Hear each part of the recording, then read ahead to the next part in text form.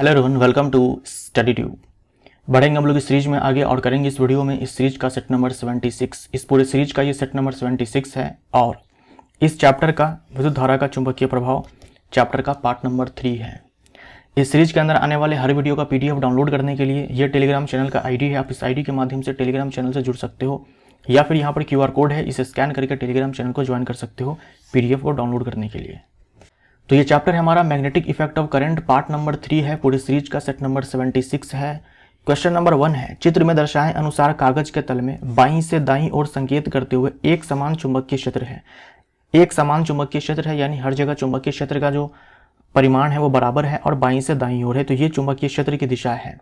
अब चित्र में दर्शाए अनुसार क्या है कि एक इलेक्ट्रॉन तथा एक प्रोटॉन को इस चुंबकीय क्षेत्र में गति करते हैं। प्रोटॉन की गति करने की डायरेक्शन ये है, इलेक्ट्रॉन की गति करने की डायरेक्शन ठीक विपरीत है। इलेक्ट्रॉन तथा प्रोटॉन द्वारा अनुभव बलों की दिशाएं क्या है।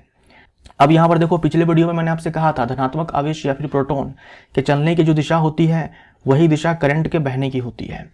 मैंने आपसे ये भी कहा था इलेक्ट्रॉन या फिर नेगेटिव चार्ज के चलने की जो दिशा होती है उसके विपरीत करंट के बहने की दिशा होती है। यानी इलेक्ट्रॉन के कारण भी करंट ऊपर की ओर, प्रोटॉन के कारण भी करंट ऊपर की ओर, मतलब चित्र में जैसा दिखलाया गया है उस डायरेक्शन में। ऊपर की ओर बोलना गलत हो जाएगा, जैसा कि पिक्चर में दिखलाया गया है उस अनुसार करंट की डायरेक्शन जो है दोनों के लिए समान दिशा में है। तो सीधी सी बात है, प्रोटॉन और इलेक्ट्रॉन दोनों पर लगने वाला जो बल है उसकी दिशा भी समान होगी। तो आप लगाएंगे फ्लेमिंग का लेफ्ट हैंड रूल लगाएंगे और आंसर आपका आएगा दोनों कागज के तल की ओर संकेत करते हुए। इसको आप सही से बनाना चाहते हैं ना, तो आप एक काम करो, आपने अपने मोबाइल को अगर हाथ में पकड़ा हुआ है तो उसको डाल दो टेबल पर, उसको आप टेबल पर डाल दो, जमीन पर डाल दो और उसके बाद जो है फ्लेमिंग का लेफ्ट हैंड रूल लगाओ। मान लो आपने टेबल पर डाल दिया है तो जो लगने वाली बल की दिशा है वो टेबल के नीचे जाएगी, वो टेबल के नीचे जाएगी। अब करके देखो, आपका आंसर सही से निकल करके आएगा। तो ए हमारा राइट आंसर हो जाएगा।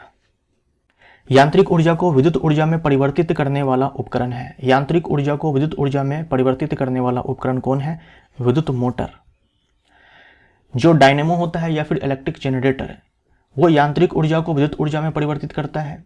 विद्युत मोटर ठीक इसके उल्टा काम करेगा, ये विद्युत ऊर्जा को यांत्रिक ऊर्जा में परिवर्तित करता है।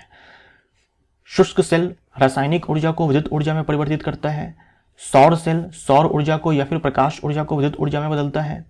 इलेक्ट्रिक हीटर या फिर हेयर ड्रायर विद्युत ऊर्जा को ऊष्मीय ऊर्जा में परिवर्तित करता है। या फिर जो भी जूल के तापन नियम पर आधारित उपकरण है वो विद्युत ऊर्जा को ऊष्मीय ऊर्जा में परिवर्तित करेगा। निम्न में से किस उपकरण में विद्युत मोटर प्रयुक्त नहीं होता है? यह ग्रुप डी 2022 का पूछा हुआ सवाल है। देखो, पंखा में होता है, मिक्सर में होता है, कंप्यूटर में भी होता है, गैल्वेनोमीटर में नहीं होता है। तो डी हमारा आंसर हो जाएगा। जब किसी धारावाही कुंडली को चुंबकीय क्षेत्र में रखा जाता है तो उस पर एक बल उत्पन्न होता है। निम्न में से क्या इस कार्य सिद्धांत पर काम करता है? हम लोगों ने पिछले वीडियो में बहुत ही अच्छे तरीके से देख लिया हुआ है कि जब किसी चुंबकीय क्षेत्र में धारावाही चालक को रखा जाता है तो उस पर बल लगता है। बल की दिशा ज्ञात करने के लिए हम लोग फ्लेमिंग का लेफ्ट हैंड रूल लगाते हैं। इसी कॉन्सेप्ट पर आधारित इनमें से कौन सा उपकरण है जो काम करता है? तो ये है मोटर। ये है मोटर। जो इलेक्ट्रिक मोटर होता है ये इसी कॉन्सेप्ट पे काम करता है। देखो, ये नॉर्थ और साउथ है, एक नॉर्थ पोल की तरह काम करता है, दूसरा साउथ पोल की तरह काम करता है, ताकि यहाँ पर चुंबकीय क्षेत्र बन जाए नॉर्थ से साउथ की तरफ। और यहाँ पर देखो एक कॉइल है ABCD जो है ये कॉइल है, ये कॉइल है, तार है, इसमें करंट फ्लो हो रहा है। तो ये एक धारावाही कुंडली है जो रखा गया है कहाँ पर? चुंबकीय क्षेत्र में। तो इसके ऊपर बल लगेगा, बल लगने के बाद ये कुंडली घूमने लग जाएगी। तो इलेक्ट्रिक मोटर में यही होता है, हम स्विच ऑन करते हैं और जो उसका कॉइल होता है वो घूमने लग जाता है। तो इसी कॉन्सेप्ट पर ये आधारित होता है। सी हमारा आंसर हो जाएगा यहाँ पर। इसके कंपोनेंट ध्यान में रखना है। यहाँ पर देखो, स्प्लिट रिंग होता है, इसका जो कंपोनेंट है इसको हम एक्सल बोलते हैं या शाफ्ट बोलते हैं। और ये ब्रश है, ये जो ब्रश होता है ये भी अपने आप में एक चालक होता है, यानी कि सुचालक होता है। और ये स्प्लिट रिंग भी अपने आप में सुचालक है। ये एक्सल है, ये कॉइल है और ये यहाँ पर देख लो मैग्नेट्स हैं। इनमें से कौन से विद्युत मोटर के आर्मेचर के भाग हैं? आर्मेचर क्या होता है? ये जो डायग्राम आपको दिखलाया गया है इलेक्ट्रिक मोटर का, ये एक सिंपल डायग्राम है। ये एक सिंपल डायग्राम है जिसमें आपको मात्र एक कॉइल दिखाया गया है, केवल एक कुंडली आपको यहाँ पर दिखलाया गया है ABCD। मात्र एक कुंडली है, मतलब एक तार है जिसको ऐसे टर्न किया गया है। लेकिन एक्चुअल में जो मोटर होता है उसमें सॉफ्ट आयरन कोर होता है जिसके ऊपर कुंडली लपेटी गई होती है। और तब वो दोनों मिल करके आर्मेचर का निर्माण करते हैं। तो ये दोनों जो है सॉफ्ट आयरन कोर और कुंडली, ये दोनों मिल करके आर्मेचर बनाते हैं। तो ए हमारा आंसर हो जाएगा। चुंबक जो है आर्मेचर का भाग नहीं होता है। तो वह नर्म लोह क्रोड जिस पर कुंडली को लपेटा जाता है तथा कुंडली दोनों मिलकर आर्मेचर कहलाता है। इससे मोटर की शक्ति में वृद्धि हो जाती है। भाई सॉफ्ट आयरन कोर डालने से क्या होता है कि मोटर की शक्ति में वृद्धि हो जाती है। तो सॉफ्ट आयरन कोर है, ऊपर से कई बार लपेटते हैं यानी कि नंबर ऑफ टर्न्स बढ़ाते हैं, तो इससे मोटर की शक्ति में वृद्धि हो जाती है। विद्युत मोटर में प्रयुक्त विभक्त वलय के संदर्भ में सही कथन चुने। विभक्त वलय, स्प्लिट रिंग, इसके बारे में सही कथन चुनना है। यह एक दिक् परिवर्तक है यानी दिशा को बदलने वाला, दिशा को बदलने वाला, तो ये सही है। प्रत्येक आधे घूर्णन के बाद यह कुंडली में धारा की दिशा को उलट देता है, सही है। यह विद्युत का चालक होता है, सही है। उपर्युक्त सभी हमारा आंसर। इस वाले डायग्राम में देखिए, इस वाले डायग्राम में देखिए, मैं इसको मिटाता हूं। मैंने आपसे कहा था कि सारे कंपोनेंट्स के नाम याद रखिए। कुंडली होता है इलेक्ट्रिक मोटर में, मैग्नेट्स होते हैं, उसके बाद स्प्लिट रिंग होता है, ये भी अपने आप में सुचालक होता है। उसके बाद ये जो ब्रश है ये भी अपने आप में सुचालक होता है। ये स्प्लिट रिंग का काम देखो क्या होता है।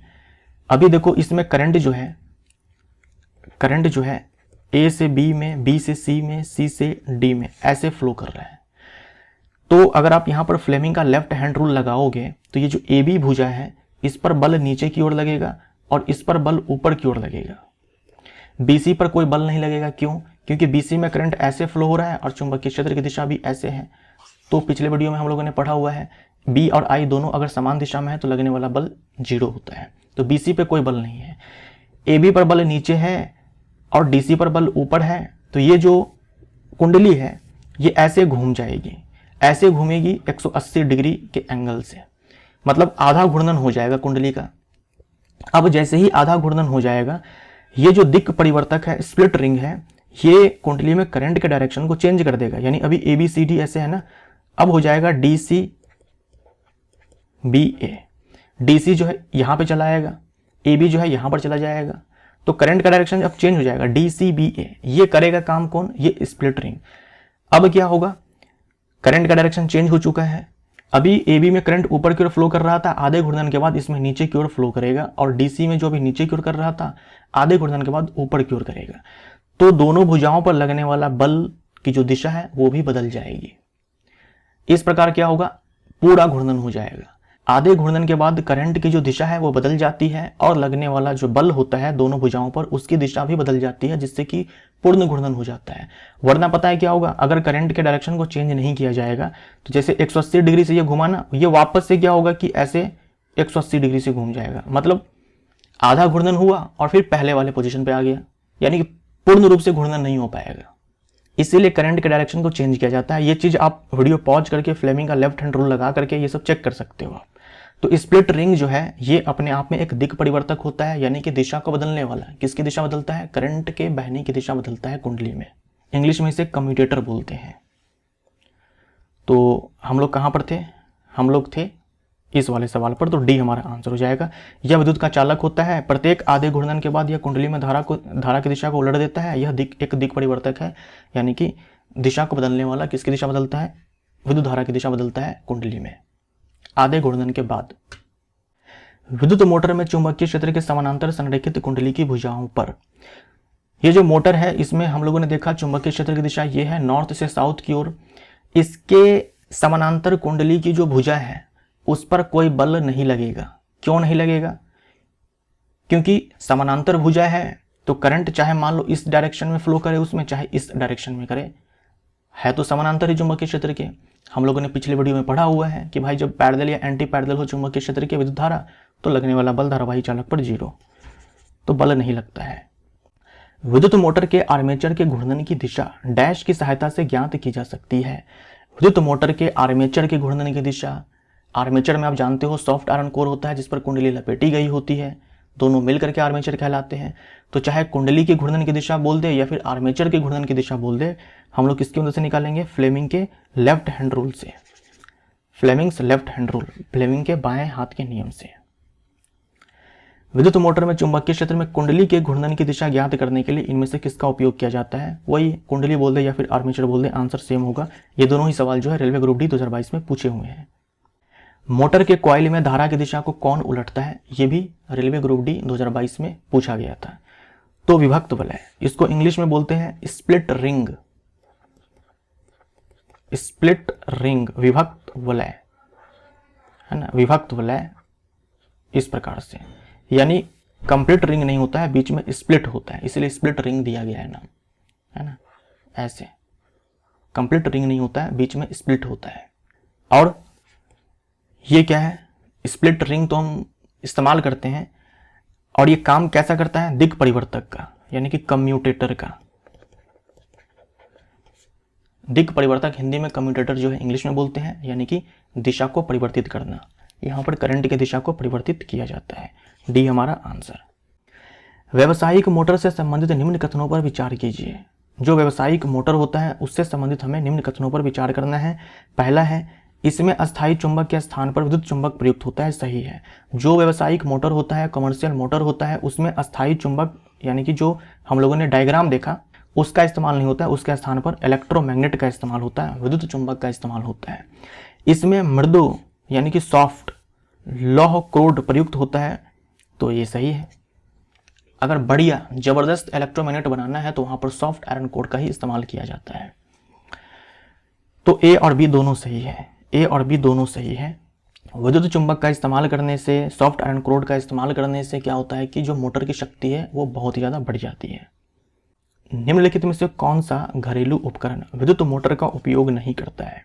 मिक्सर में होता है, वॉशिंग मशीन में होता है मोटर, फैन में भी होता है, पंखे में भी होता है, आयरन में नहीं होता है। मानव शरीर में तंत्रिका कोशिकाओं के अनुदिश गमन करने वाली डैश भी चुंबकीय क्षेत्र उत्पन्न करती है। जो हमारे न्यूरॉन्स होते हैं, उन न्यूरॉन्स में जो सिग्नल ट्रांसमिट होता है, केमिकल सिग्नल जो ट्रांसमिट होता है, जो आयन होते हैं वो जो बहते हैं, तो उनके बहने के कारण भी जो है विद्युत धारा का निर्माण होता है। आयन के बहने के कारण भी विद्युत धारा का निर्माण होता है, और जब विद्युत धारा का निर्माण होता है तो वहाँ पर चुंबकीय क्षेत्र उत्पन्न होता है। तो हमारे बॉडी के अंदर भी क्या है कि बहुत छोटा से छोटा करंट का निर्माण होता है, उसके कारण जो है बहुत ही छोटा चुंबकीय क्षेत्र का निर्माण होता है। होता लेकिन है, बहुत ही छोटा होता है लेकिन होता है।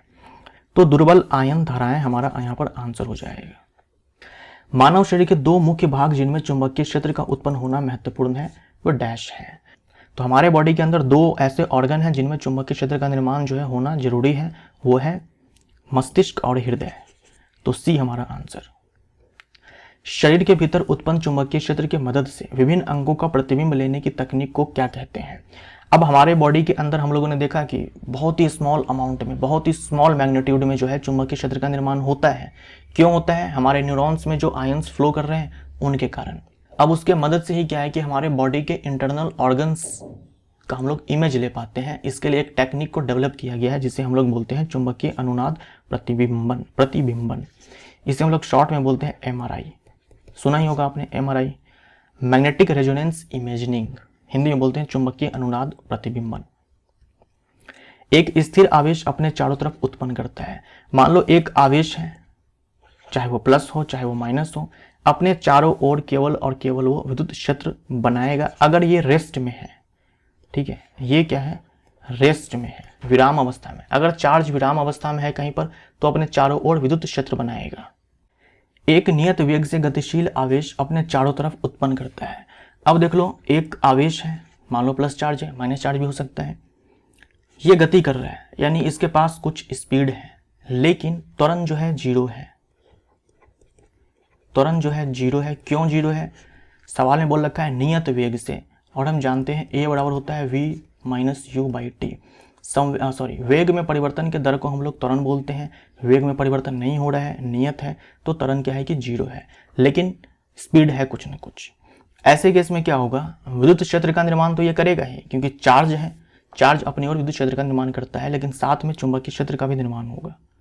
तो यहाँ पर आंसर हमारा ये दोनों हो जाएगा। इस सवाल का जो आंसर है वो A भी है और B भी है। यानी एक गतिशील आवेश, नियत वेग से गतिशील आवेश जो है विद्युत क्षेत्र का निर्माण भी करता है और चुंबकीय क्षेत्र का भी निर्माण करता है। लेकिन अगर यही चार्ज रेस्ट में हो, रुका हुआ हो, तो केवल और केवल विद्युत क्षेत्र का निर्माण करेगा अपने चारों तरफ। अब मान लो कोई चार्ज है, गति में है, लेकिन इसके पास क्या है कि त्वरण भी है, यानी कि त्वरण जीरो नहीं है, नियत वेग नहीं है, वेग में परिवर्तन हो रहा है। इसी को बोल सकते हैं कि त्वरित चार्ज है ये, है ना, त्वरित आवेश है।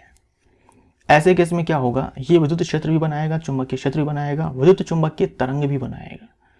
उपर्युक्त सभी हमारा आंसर हो जाएगा। विद्युत तथा चुंबकत्व में संबंध किसने स्थापित किया? इलेक्ट्रिसिटी एंड मैग्नेटिज्म, ये दोनों जो है संबंधित हैं। ये बात जो है सबसे पहले अपने प्रमाणों के द्वारा दिया था ऑर्स्टेड साहब ने, जैसा कि एनसीईआरटी किताब कहती है। जो हमारे ऑर्स्टेड साहब थे, इन्होंने ही सबसे पहले ये चीज़ देखा कि जो इलेक्ट्रिसिटी है और मैग्नेटिज्म है, ये दोनों आपस में रिलेटेड है। लेकिन यहाँ पर तो है नहीं ऑप्शन में ऑर्स्टेड, तब हमारा आंसर माइकल फैराडे होगा। ऑर्स्टेड है तो ठीक है, अदरवाइज हम लोग माइकल फैराडे के साथ जाएंगे। ये एग्जाम का पूछा हुआ सवाल है। चुंबकीय प्रेरण का सीजीएस मात्रक है। चुंबकीय प्रेरण यानी कि मैग्नेटिक इंडक्शन। मैग्नेटिक इंडक्शन, देखो मैग्नेटिक इंडक्शन बोल दे या फिर बोल दे मैग्नेटिक फील्ड, मैग्नेटिक फील्ड, या फिर बोल दे magnetic flux density, magnetic flux density. इन सारे को हम लोग कैपिटल बी से दिखाते हैं, इन सारे को हम लोग कैपिटल बी से दिखाते हैं। इन सब का जो एसआई यूनिट होता है वो टेस्ला होता है। टेस्ला, टेस्ला बोल दो, या फिर इसी को हम लोग बोलते हैं वेबर पर मीटर स्क्वायर। और जो सीजीएस मात्रक होता है उसे हम लोग बोलते हैं गॉस। तो आंसर हमारा सी हो जाएगा। हमसे सीजीएस मात्रक पूछा था। जो हम लोग चुंबकीय क्षेत्र बोलते हैं ना, जिसे हम लोग कैपिटल बी से दिखाते हैं, उसी को चुंबकीय प्रेरण भी कहा जाता है, चुंबकीय क्षेत्र भी कहा जाता है। एसआई मात्रक टेस्ला होता है, या फिर वेबर पर मीटर स्क्वायर बोल दो। और सीजीएस मात्रक जो है गॉस होता है। और ये वेबर किसका मात्रक है? केवल वेबर। यहाँ पर तो वेबर पर मीटर स्क्वायर है। केवल वेबर जो है ये है मैग्नेटिक फ्लक्स का, मैग्नेटिक फ्लक्स का मतलब चुंबकीय अभिवाह का, जिसे हम लोग फाई से दिखाते हैं। इसका एसआई मात्रक जो है वेबर होता है। निम्नांकित में कौन सा विद्युत अपघट्य चालक है? विद्युत अपघट्य चालक है, इसी को हम लोग बोलते हैं इलेक्ट्रोलाइट। तो जो इलेक्ट्रोलाइट होता है वो कंडक्टिंग लिक्विड होता है, हम बोल सकते हैं कंडक्टिंग लिक्विड, यानी कि चालक द्रव। चालक द्रव। अब कोई भी द्रव जो है चालक कब कहलाएगा? जब उनमें आयंस होंगे, क्योंकि द्रवों में विद्युत धारा का प्रवाह होता है आयंस के कारण। ऋणायन हो सकता है, धनायन हो सकता है आयन के कारण। जैसे जो आपके अम्लीय विलयन होते हैं, जो आपके क्षारीय विलयन होते हैं, जो लवणीय विलयन होते हैं, वो सारे जो होते हैं आपके इलेक्ट्रोलाइट कहे जा सकते हैं, क्योंकि उनमें आयंस होते हैं तो वो करंट को कंडक्ट करवा सकते हैं। तो कॉपर सल्फेट हमारा यहाँ पर आंसर हो जाएगा। कॉपर सल्फेट जो है इनमें आपको मिलेगा कॉपर 2+ आयन और सल्फेट आयन।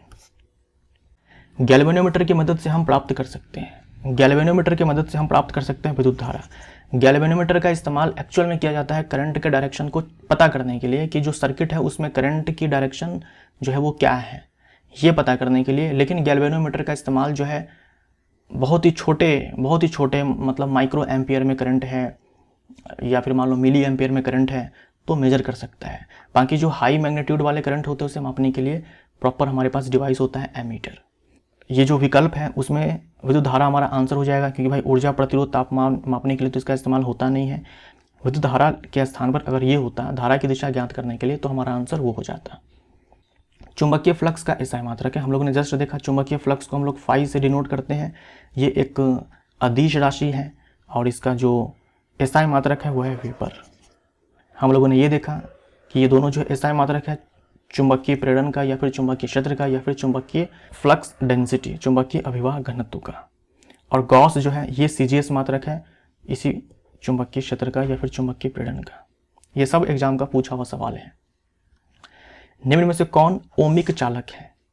ओमिक चालक यानी कि ओमिक कंडक्टर, जो चालक ओम के नियम का पालन करे, जो चालक ओम का नियम पालन करे उसे हम लोग ओमिक कंडक्टर बोलते हैं। याद रखिएगा, जो आपके अर्धचालक होते हैं वो ओम के नियम का पालन नहीं करते हैं। तो हमारा आंसर देखो यहाँ पर चांदी हो जाएगा। ये दोनों तो आपके अर्धचालक हैं, सेमीकंडक्टर हैं। कार्बन को हम यहाँ कुचालक लेकर चल रहे हैं, क्योंकि कार्बन में अगर आप ग्रेफाइट सोचो तो वो ओम के नियम का पालन करता है। तो यहाँ पर हम कार्बन जो है कुचालक लेकर चल रहे हैं। तो इस हिसाब से चांदी हमारा आंसर हो जाएगा। चांदी, तांबा, एल्यूमिनियम, लोहा, टंगस्टन, ये सारे जो होते हैं आपके ओमिक होते हैं।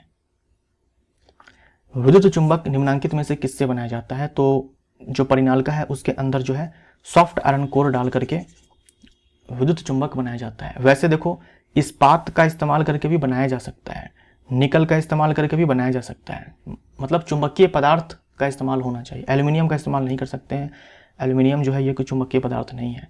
निकल है, आपका जो स्टील है, हम इनका इस्तेमाल करके बना सकते हैं, लेकिन नर्म लोहा का इस्तेमाल ज़्यादा होता है क्योंकि इससे जो है इलेक्ट्रोमैग्नेट की जो शक्ति है वो बढ़ जाती है इसके प्रॉपर्टी के कारण। तो अगर नर्म लोहा है तो हमारा आंसर डेफिनेटली वही होगा। तो ये हमारा सेट नंबर 76 यहाँ पर समाप्त होता है। Thank you so much.